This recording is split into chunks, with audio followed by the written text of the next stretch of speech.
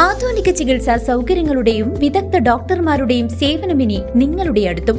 വിശ്വസ്തതയുടെ പര്യായമായ ചേലക്കര ജീവോദയ മിഷൻ ആശുപത്രിയിൽ general medicine, gynaecology, paediatrics, ENT, orthopaedics, dentistry, nephrology, neurology, cardiology, ophthalmology, general surgery and laparoscopic surgery ഉൾപ്പെടെ 17ലധികം ഡിപ്പാർട്ട്മെന്റുകൾ പ്രവർത്തിക്കുന്നു.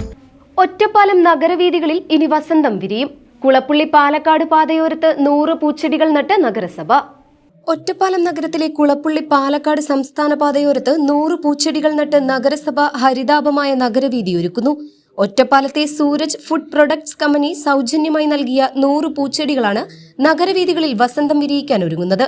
പാതയോരങ്ങളിലെ മാലിന്യ നിക്ഷേപം തടയുന്നതിനോടൊപ്പം നഗരത്തിന് ഹരിതാപമായ മുഖം നൽകുവാനും ഈ ഉദ്യാനം സഹായിക്കുമെന്ന് നഗരസഭാ ചെയർപേഴ്സൺ ജാനകി ദേവി അറിയിച്ചു.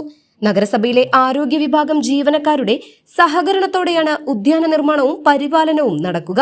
Health inspector Sini, junior health inspector Reni എന്നിവരുടെ മേൽനോട്ടത്തിലാണ് പൂച്ചെടി നടീൽ പുരോഗമിക്കുന്നത്.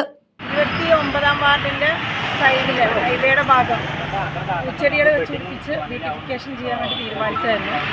അപ്പോൾ നമ്മളങ്ങനെ അതിൻ്റെ ഭാഗമായിട്ട് നമ്മൾ നഗരസഭയിൽ നിന്ന് സ്ഥലം വൃത്തിയാക്കി സൂരജ് ഫുഡ്സ് പാലയുടെ കമ്പനി അതായത് പ്രമോദിനോട് നമ്മൾ സംസാരിക്കുകയും പ്രമോദ് 100 തൈകളാണ് നമുക്ക് തന്നിട്ടുള്ളത്.